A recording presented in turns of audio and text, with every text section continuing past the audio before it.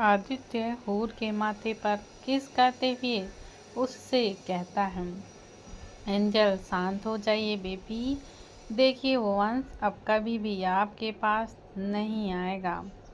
आप अदू के पास ही हो और अदू आपको उन सब गंदे लोगों से प्रोटेक्ट करके रखेंगे बेटा। अच्छा चलिए अभी आप सोने की कोशिश करिए, अदू यहीं हैं। तभी हूर आदित्य के सैड को अपनी मुट्ठी में कस के पकड़ते हुए कहती है, नहीं हूर को डर लग रहा है, आप सुलवा दोगे क्या मुझे प्लीज डैडा।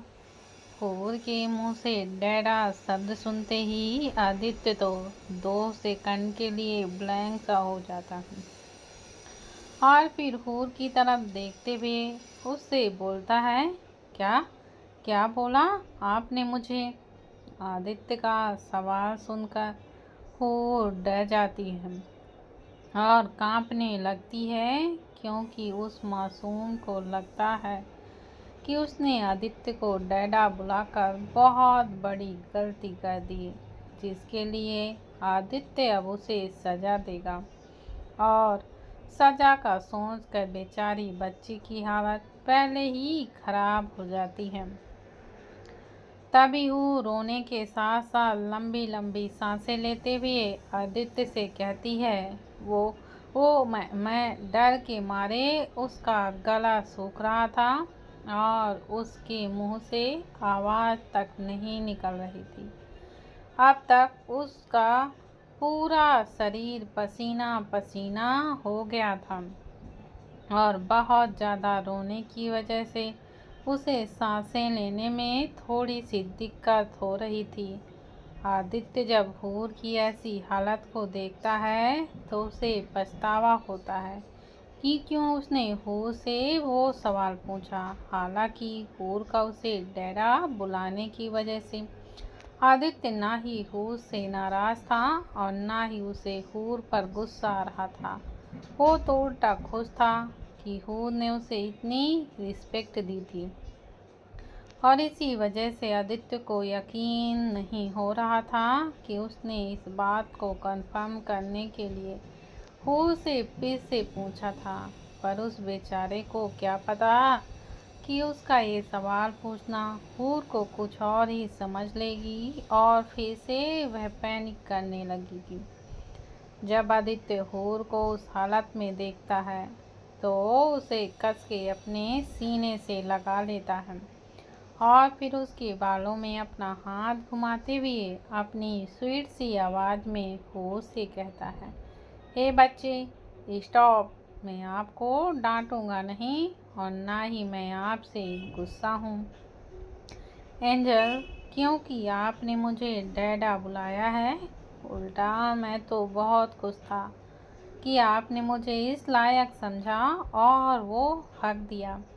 आप प्लीज़ शांत हो जाइए स्वीट हार्ट, देखिए मैं हूँ ना यहाँ और मैं आपको छोड़कर कहीं नहीं जा रहा हूँ बेबी। आदित्य की बात सुनकर हूर थोड़ा सा शांत होती है और फिर भी वो सुसकते हुए आदित्य की तरफ देखती है और फिर अपनी मासूमियत भरी आंखों को बंद चालू करते हुए आदित्य से पूछती हूँ, मतलब आप हूर से नाराज नहीं हो ना, क्योंकि मैंने आपको डैडा बोला। आदित्य सिर्फ अपना सीना में हिलाता है और फिर हूर अपनी आंखों में एक आँच लिए उससे पूछती है, तो क्या जब मेरे को बहुत ज़्यादा डर लगेगा तब मैं आपको डैडा बुला सकती हूँ। हूर के मम्मा पापा तो अब नहीं हैं, तो क्या आप हूर को जैसे मेरे मम्मा पापा मुझे प्रोटेक्ट करते थे वैसे आप भी करोगे ना।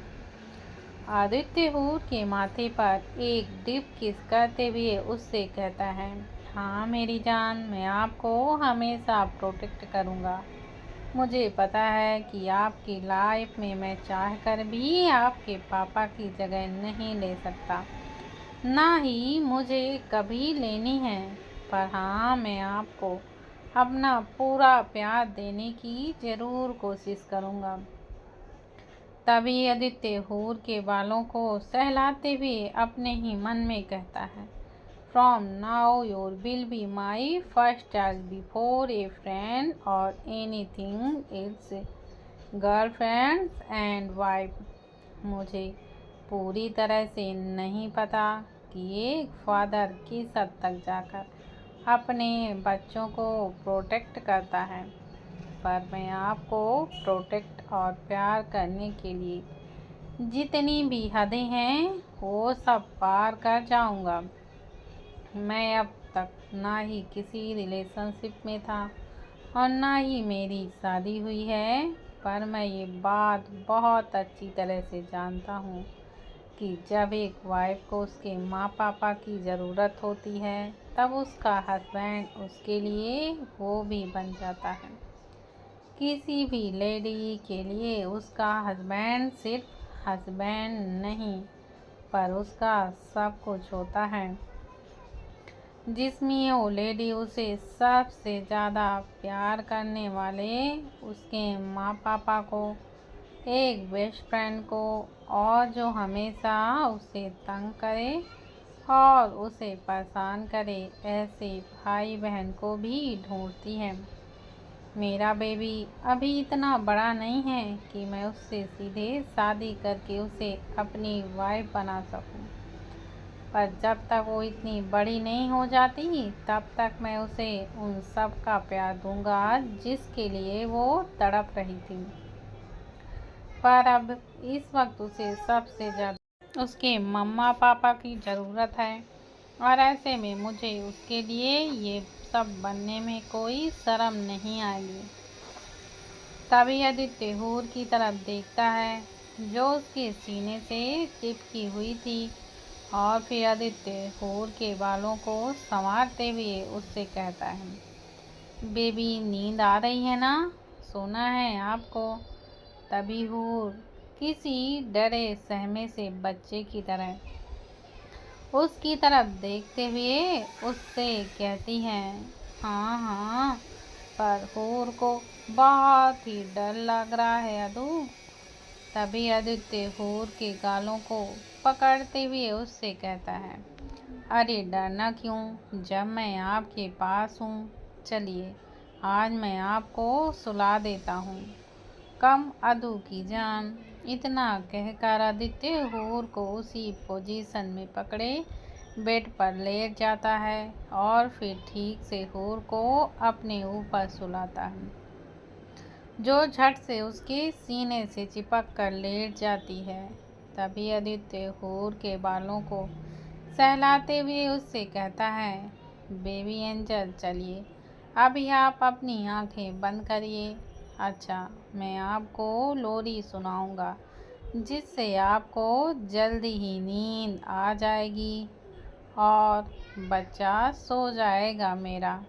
तभी हूर किसी बिल्ली के बच्चे की तरह आदित्य के सीने से अपना सिर ऊपर की तरफ उठाते हुए ही आदित्य की तरफ देखती है और फिर अपनी चमकती हुई आंखों को टिमटिमाते हुए आदित्य से कहती है, हाँ लोरी, हूर को लोरी सुनना है। तभी आदित्य अपनी छोटी सी स्माइल के साथ हूर से कहता हूँ, ओके तो अभी आप डैडा के अच्छे बेबी की तरह अपनी आँखों को बंद करिए। हूर बस अपना सिर हिलाती है और फिर अपने सिर को फिर से आदित्य के धड़कते हुए सीने पर रखकर अपनी आँखों को बंद करती है। तभी आदित्य हूर के बालों पर हल्के से थपथपाने लगता है और फिर अपनी नर्म और प्यारी सी आवाज़ में उसके छोटों से बेबी के लिए लोरी गाता है। जो भी लोरी आपको ठीक लगे आप उसे इमेजिन कर सकते हो। आदित्य की लोरी की वजह से हूर झट से ही सो जाती है, और जब आदित्य उसे चैन से सोता हुआ देखता है तभी आदित्य हूर के माथे पर किस करते हुए कहता है, फाइनली सो गया मेरा बच्चा। आदू डैडा लव यू सो मच मेरा बेबी। आदित्य हूर को अपने प्रोटेक्टिव बाहों में पकड़े हुए खुद भी सो जाता है। अगली सुबह आदित्य को आदत थी सुबह जल्दी उठकर वर्कआउट करने की, तो आज भी वो जल्दी उठा था और फिर हूर को धीरे से एक पिलो के सहारे उसके पेट पर सुलाकर वो जल्दी से फ्रेश होकर अपना सबसे फेवरेट काम मतलब उसका वर्कआउट करने जिम में चला गया, जो कि पैराडाइज में ही था और जहां वो तीनों भाई सुबह सुबह जमकर कसरत करते थे और अपनी बॉडी को बनाते थे। जब आदित्य वहां एक्सरसाइज को कर रहा होता है तभी वहां आयु और यूवी भी आ जाते हैं। नील सुबह होते ही वहां से अपने घर चला जाता है। तभी आयु आदित्य को वहां देखकर उससे पूछता है, रैबिट कैसी है तू? रात में ठीक से सोई था? बच्ची यूवी भी अपनी एक्सरसाइज करते करते आदित्य की तरफ देखता है। आदित्य आयु का सवाल सुनते ही रुक जाता है और फिर अपने दोनों भाइयों की तरफ देखने लगता है। तभी आदित्य अपनी इमोशनलेस और प्लेन आवाज़ में उन दोनों को कहता है, भाई बेबी एंजल इस वक्त ट्रेमो में है और हमें कुछ भी करके उसे उस ट्रेमो से बाहर निकालना ही होगा। ये उसके लिए बिल्कुल भी अच्छा नहीं है और अगर ऐसा ही रहा तो हम सोच भी नहीं सकते कि आगे चलकर इसका क्या अंजाम होगा और ये कहाँ जाकर रुकेगा। भाई ट्रेमो की वजह से तो मैं और आप जैसे बड़े बड़े नहीं संभल पाते, तो एक 17 साल की छोटी सी बच्ची क्या संभलेगी। हमें उसके लिए स्ट्रांग रहना होगा और वैसे भी मैं नहीं चाहता कि उस एक इंसान के गुनाहों की सज़ा वो बच्ची अपनी पूरी ज़िंदगी भर भुगते और ना मैं ऐसा कभी होने दूंगा। तभी आदित्य को वो पल याद आता है जब हूर ने उसे डैडा कहकर बुलाया था। उस पल को याद करते ही आदित्य के चेहरे पर एक छोटी सी स्माइल आ जाती है, जिसे देखकर वो दोनों पहले एक दूसरे की तरफ देखते हैं और फिर आदित्य की तरफ। तभी यूवी आदित्य के पास आता है और फिर उसके कंधे पर अपना एक हाथ रखते हुए उससे पूछता है, अदू क्या हुआ? तू ऐसे स्माइल क्यों कर रहा है? हमें भी तो बता। तभी आदित्य एक छोटी सी स्माइल के साथ यूवी और साथ में आयु से कहता है, भाई आपको पता है एंजल ने कल मुझे डैडा कहकर बुलाया और मैं ना बहुत बहुत ज़्यादा खुश हूँ कि उसने मुझे इस लायक समझा। आयु और यूवी के चेहरे पर एक स्माइल आती है आदित्य को इतना खुश देखकर, पर तभी यूवी आदित्य की तरफ देखते हुए अपनी सीरियस वॉइस में उससे कहता है, ये बहुत अच्छी बात है कि प्रिंसेस ने तुझे वो जगह दी है, पर वो इतना आसान नहीं होगा जितना तुझे लग रहा है। मैंने तुम दोनों को पाला है और मैं अपने एक्सपीरियंस से बता रहा हूँ अदू कि ये बहुत बड़ी जिम्मेदारी होती है। तुम दोनों तो लड़के हो तो मुझे इतनी ज़्यादा प्रॉब्लम नहीं हुई, पर वो एक लड़की है तो तुझे उसके साथ बहुत ज़्यादा केयरफुल और हर वक्त अलर्ट रहना होगा। एक बच्ची के लाइफ में उसके पापा उसके सुपर हीरो होते हैं और शायद उसे तुझ में उसके पापा का दिखा होगा, क्योंकि कोई भी लड़की ऐसे ही किसी को उसकी लाइफ में उसके पापा की जगह बिल्कुल भी नहीं देती। पर अगर प्रिंसेस ने तुझे उसके काबिल समझा है तो इसका मतलब कि तू उसके लिए बहुत ही ज़्यादा स्पेशल है और उसे अपने इस फैसले पर पछतावे का मौका कभी भी मत देना दो। उस बच्ची का भरोसा कभी नहीं तोड़ना और कभी ऐसी हरकत मत करना कि वो पछताए या फिर उसे तुझे डैडा बुलाना उसकी सबसे बड़ी गलती लगे। तभी आदित्य यूवी को यकीन दिलाते हुए उससे कहता है, मैं आपसे वादा करता हूँ भाई कि मैं कभी बेबी को उसके डिसीजन पर पछताने का मौका नहीं दूंगा। मैंने जब उसे फर्स्ट टाइम देखा तब से ही वो मेरे लिए बहुत ही ज़्यादा स्पेशल हो गई है, पर अभी तो मेरे लिए और भी बहुत ज़्यादा स्पेशल बन चुकी है। मैं कभी भी कोई ऐसी गलती नहीं करूँगा जिससे उसे तकलीफ़ पहुँचे या फिर वो हर्ट हो। अब से वो मेरा बेबी है, आदित्य वीर सिंह का, और मैं उसके लिए कुछ भी करूँगा भाई। मैं मेरी बेबी को हर वो चीज़ दूँगा जिसके लिए वो अब तक तड़पती आ रही है। आई विल मेक श्योर कि मैं उसे दुनिया की सारी खुशियाँ दूँ। तभी आयु आदित्य की पीठ को थपथपाते हुए से कहता है, well done my boy, I am proud of you. इसमें हम भी तेरे साथ हैं और हम तीनों मिलकर पूरी कोशिश करेंगे कि उसे इतना प्यार दें जिसके वो असल में हकदार है। आदित्य और यूवी भी आयु की बातों से सहमत होते हुए अपना अपना सिर हिलाते हैं। वो तीनों अभी बातें कर ही रहे होते हैं कि तभी उन तीनों के कानों पर एक बहुत ही प्यारी सी आवाज़ गूंजती है, अदू बिग बी भैयू।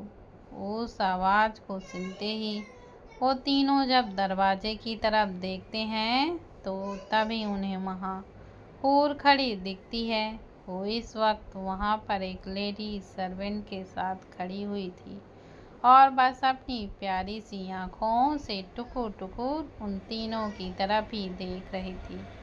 वैसे तो वो तीनों भी इस वक्त उनके जिम वालों कपड़ों में थे, जो था track top and gym shirt, पर आदित्य इस वक्त वहाँ शर्टलेस था, सिर्फ उसके जिम शॉर्ट्स पहनी हुई थी।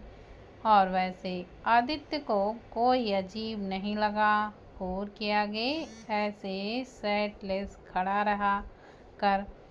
और रही बात उस लेडी सर्वेंट की, तो वो पैराडाइज में बहुत पहले से ही थी और तीनों के लिए उनकी माँ की जैसी थी। यहाँ तक कि घर में सभी उन्हें काकी बुलाते थे। काकी खूर का हाथ पकड़कर खूर को उन तीनों के पास ले जाते हुए आदित्य से कहती है, आदित्य बाबा, ये छोटी बच्ची आपको ढूंढ रही थी तो मैं इसे यहाँ लेकर आई।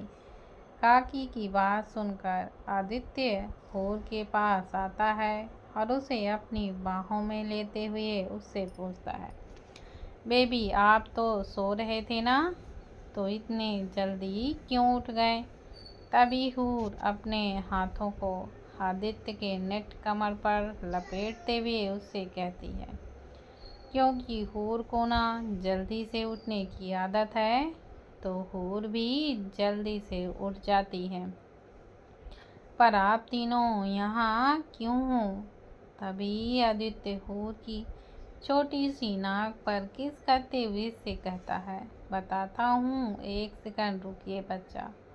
तो हूर अपना सिर हिलाते हुए आदित्य के सीने से लग जाती है और आदित्य हूर को गले लगाते हुए उससे अपनी प्लेन आवाज़ में काकी से कहता है, अच्छा हुआ आप इसे यहाँ लेकर आई।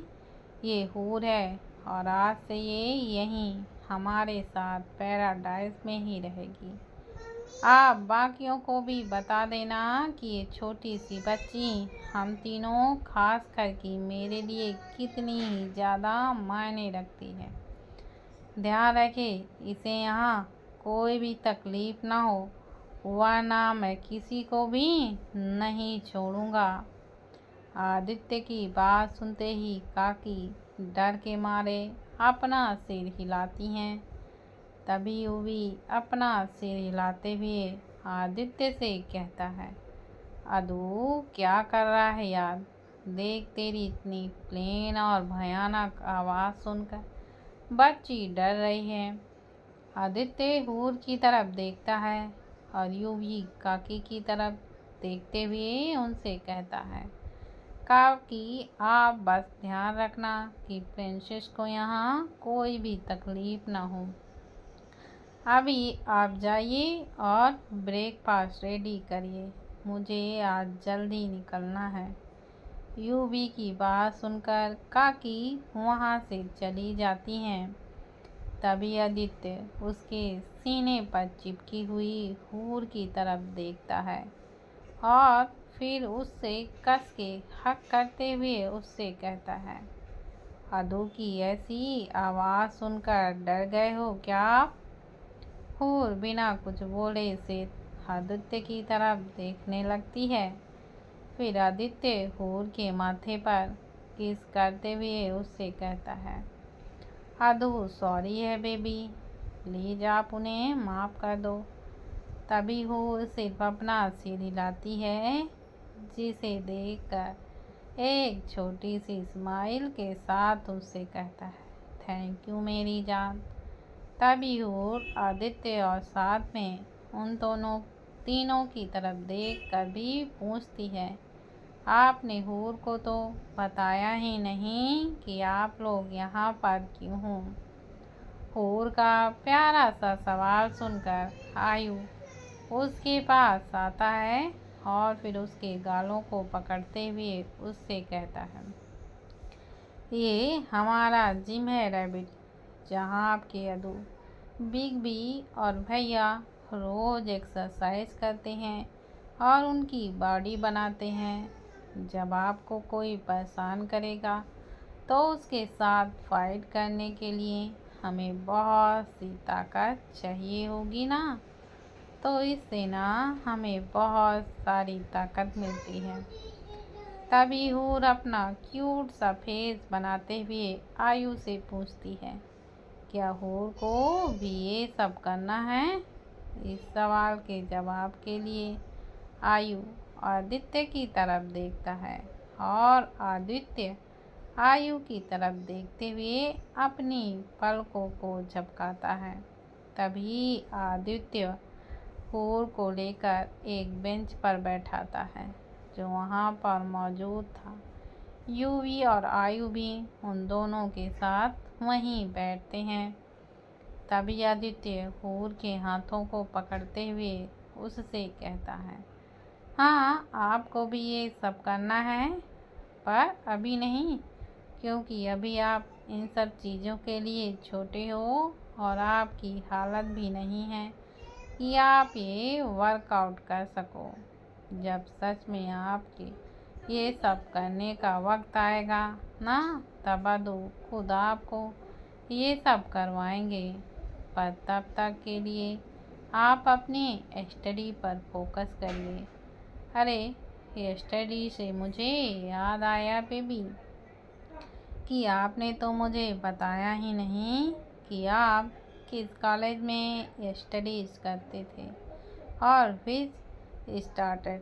तभी हूर अपने एक प्यारे से फेस एक्सप्रेशन के साथ आदित्य से कहती है, हूर बीर स्टडी करती है in first year management field. तभी हूर आदित्य का एक हाथ पकड़कर अपनी नम आँखों से उससे कहता है, अदू हूर को मम्मा का ड्रीम पूरा करना है, बहुत सारी स्टडी करना है। अदू हूर को पापा मम्मा का ड्रीम पूरा करना है, पर अब मैं मम्मा का ड्रीम कैसे बहुत पूरा करूँगी, क्योंकि अब तक आंसर हूर की कॉलेज की फीस देते थे और अभी तो वो मुझे कॉलेज से निकलवा देंगे और मैं मम्मा का ड्रीम पूरा नहीं कर पाऊँगी। यह सब सोचकर हूर की आंखों से आंसू बहने लगते हैं और वो रोने लगती है। तभी यूवी रोती हुई हूर की तरफ देखकर उससे कहता है, अरे तो इसमें रोने वाली कौन सी बात है प्रिंसेस, हम सब मिलकर करेंगे ना आपकी मम्मा का ड्रीम पूरा। आपको जितनी स्टडी करनी है उतनी आप कर सकते हो। यूवी की बात सुनकर हूर अपने आंसू भरी आंखों से उसकी तरफ देखते हुए उससे पूछती है, पर कैसे बिग बी, और अभी कैसे पढ़ेगी, मेरे पास तो पैसे भी नहीं हैं। तभी आदित्य हूर के बहते हुए आंसुओं को पोंछता है और फिर उसके गालों पर किस करते हुए ही उससे कहता है, आपको पैसों की कोई भी ज़रूरत नहीं है बेबी, जब तक आपके अदू यहाँ पर है। अब से आपकी स्टडी की पूरी जिम्मेदारी मैं उठाऊँगा। आपको जितना पढ़ना है आप उतना पढ़ो। एक बात और कि आप आपसे उस स्टडी बेल में नहीं, सनशाइन में आपकी बाकी की स्टडी पूरी करोगे। सनराइज का नाम सुनते ही हूर की आंखें बड़ी और मुंह फुला का फुला रह जाता है, पर तभी वो अपनी गहरे सदमे से बाहर आते हुए आदित्य से कहती है, पर ये तो सबसे बेस्ट और नंबर 1 कॉलेज है और यहाँ की फीस तो बहुत बहुत बहुत ज़्यादा हाई है, तो वो इतने बड़े कॉलेज में कैसे पढ़ेगी और क्या आपके पास इतने पैसे हैं उस कॉलेज में देने के लिए। हूर के इस प्यारे से सवाल को सुनकर उन तीनों के चेहरे पर एक बड़ी सी स्माइल आ जाती है। तभी आदित्य हूर की नाक को धीरे से पिंच करते हुए उससे कहता है, हाँ बेटा, आपके अदू के पास इतने पैसे तो हैं कि वो आपको सनराइज में ही नहीं पर out of the country study करा सकते हैं, पर मैं अभी आपको अकेला नहीं छोड़ना चाहता हूँ, तो आप यहीं मेरे पास रहकर ही अपनी स्टडी पूरी करिए। अब रही बात सनराइज में पढ़ने की, तो मेरी बेबी एंजल, उसके लिए आपको कोई भी फीस नहीं लगेगी, क्योंकि वो कॉलेज तो आपके बिग बी मतलब युवराज सिंह शेखावत की है और वहाँ आपके भाइयों एज ए प्रोफेसर सबको पढ़ाते हैं। तो इसलिए अब से आप आपके बिग बी के कॉलेज में ही स्टडी करोगे, क्योंकि यूवी भाई। तभी यूवी मुस्कुराते हुए आदित्य से कहता है, ये भी कोई पूछने वाली बात है क्या तू, अब से हमारी प्रिंसेस हमारे कॉलेज में ही पढ़ेगी और इससे अच्छी बात हमारे लिए और क्या हो सकती है यार। आदित्य और आईवी यूवी के बातों से सहमत होते हुए अपना सिर हिलाते हैं। तभी उनकी नज़र हूर पर पड़ती है जो खोई हुई थी। तभी आदित्य हूर का हाथ पकड़ते हुए उससे पूछता है, क्या हुआ बेबी, आप कहाँ खोए हुए हो, क्योंकि आपको न्यू कॉलेज में नहीं जाना है क्या। तभी आदित्य के दिमाग में कुछ याद आता है और वो हूर की तरफ देखकर उससे कहता है, ओह, अभी मैं समझा कि मेरा बेबी क्यों ऐसे सैड सैड है, क्योंकि अब आपके फ्रेंड को मिस करोगे ना, इसलिए आप दूसरे कॉलेज में नहीं जाना चाहते हो ना बेबी। आदित्य की बात सुनकर हो कुछ सेकंड के लिए उसकी तरफ देखती है और फिर अपनी रुआसी हुई आवाज़ में आदित्य से कहती है, वहाँ पर हूर का कोई फ्रेंड नहीं था, क्योंकि किसी ने मेरे साथ कभी भी फ्रेंडशिप की ही नहीं है। वहाँ पर सब स्टूडेंट तो हूर को बुरी बोलते थे और सब टीचर हूर को किसी न किसी रीज़न की वजह से बहुत सारी पनिशमेंट देते थे। वहाँ रोज़ मुझे मार पड़ती थी और सब लोगों को अच्छा भी लगता था। जब टीचर हूर को सज़ा देते थे, वहाँ सब बुरे थे, सब लोग बुरे थे।